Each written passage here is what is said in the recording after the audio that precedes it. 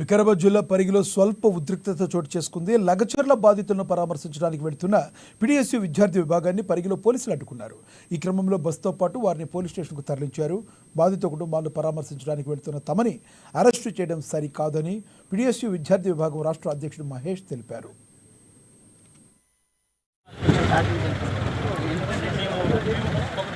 కాబట్టి మేము వాళ్ళ బాధ వినడానికి ఇక్కడికి వచ్చాం.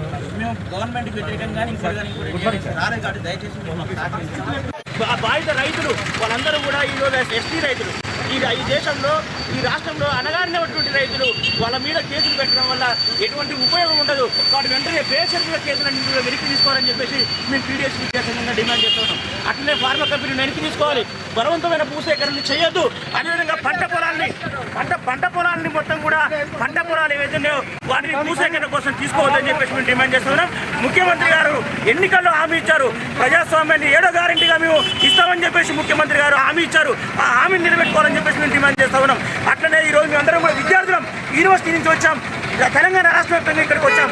మా కోసం చేవేళ్ళ నుంచి మొయినాబాద్ నుంచి మొదలు పెడితే మొయినాబాదు, చేవేళ్ళ, అదేవిధంగా అనేకమైనటువంటి చెక్ పోస్ట్ పెట్టి మా కోసం తనిఖీలు చేయాల్సిన అవసరం ఈ పోలీసు